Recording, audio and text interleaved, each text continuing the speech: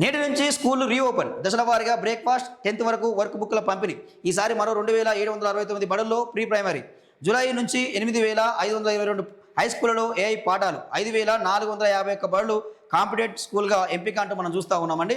So ఇక్కడ విషయం ఏంటంటే సర్కారు బడి పిల్లలకు బ్రాండెడ్ లుక్. కార్పొరేట్కి ధీటుగా uniform, branded shoes, Mafatlal cloth, నాణ్యమైన కిట్లు. తొలిసారిగా ఇంటర్ విద్యార్థులకు బ్యాగులు, బూట్లు. కేంద్రీకృత సేకరణలో అక్రమాలకు చెక్. 6,687 కోట్లు కేటాయింపు అంటూ ఇక్కడ మనం ప్రధానమైన వార్త చూస్తున్నాం. సో ఇక్కడ స్కూల్ డ్రెస్ ఇస్తుంది. సరే, మంచి నిర్ణయమే ఇది. దీన్ని స్వాగతిస్తున్నాం. ఫుడ్, న్యూట్రిషన్స్ ఫుడ్ పెట్టాలి. అది కూడా మంచి గుడ్డు, అరటిపండు, పాలు, పౌష్టికాహారం పెట్టాలి. అది మంచి నిర్ణయమే. సో దీంతో పాటు ఇక్కడ విషయం ఏంటంటే ఇక్కడ గవర్నమెంట్ స్కూళ్ళు ఓపెన్. ఈరోజు స్కూళ్ళు, అన్ని స్కూళ్ళు ఓపెన్. సో గవర్నమెంట్ స్కూళ్ళ విషయానికి వస్తే వాస్తవానికి కూడా ఈరోజు గవర్నమెంట్ స్కూల్లో చదువు చెప్పే పంతులు లేరు. మీరు డిఎస్సీ వేయలేదు. ఒక్కో స్కూల్లో ఒక్కరు టీచర్, ఇద్దరు టీచర్లు. మరి ఎట్లా చదువు చెప్పాలా? చదువు చెప్పే పంతులు లేకపోతే స్కూల్లో గవర్నమెంట్ స్కూళ్ళకు తల్లిదండ్రులు ఎట్లా వాళ్ళ పిల్లల్ని పంపిస్తారు? ఏ విధంగా పిల్లల్ని పంపిస్తారు చెప్పు రేవంత్ రెడ్డి. కొంతమంది మేధావులారా, కామెంట్ వేయటోళ్ళు మీరే చెప్పాలా. మరి గవర్నమెంట్ స్కూల్కి పంపించుకోవాలి కదా పిల్లల్ని, ప్రైవేట్ స్కూల్కి ఎందుకు పంపిస్తారు అని చెప్పి క్వశ్చన్ చేస్తారు కదా.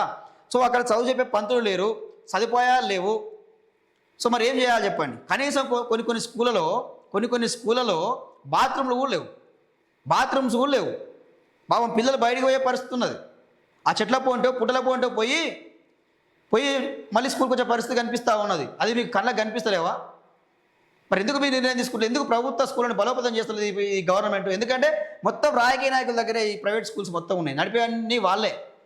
సో వాళ్ళ దగ్గరనే అధికారం ఉంది కాబట్టి వాళ్ళే నిర్ణయం తీసుకుంటారు. కాబట్టి వీళ్ళు పేదవాళ్ళ కోసం, మధ్యతరగతి వాళ్ళ కోసం వీళ్ళు ఎప్పుడు కూడా ఆలోచన చేయరు.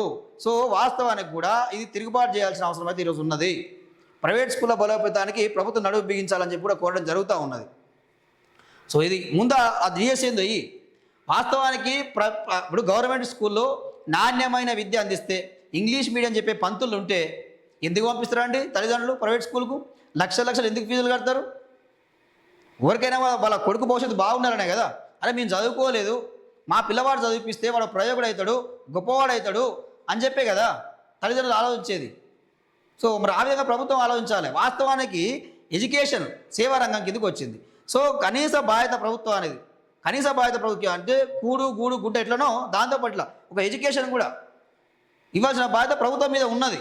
కానీ ఈరోజు ఆ ప్రభుత్వం తుంగలు దొక్కుతూ ఉన్నది. అంటే మీరు చదువుకోవద్దు, బర్రెలు కాయాలి, చేపలు పట్టాలి, పందులు కాయాలి, కోళ్ళు కాయాలి, ఇది తాగాలి, తిరగాలి, మంచిగా వైన్ షాప్లో పోయి తాగాలి, తిరగాలి. ఇది వీళ్ళు పెంచిపోయిస్తుంది ఈ ప్రభుత్వాలు. ఓ డ్రగ్స్ సప్లై కూడా అరికట్టలేకపోతుంది, ఓ గాంజా సప్లై అరికట్టలేకపోతుంది ఈరోజు ప్రభుత్వం. సో ఇది జరుగుతూ ఉన్నది.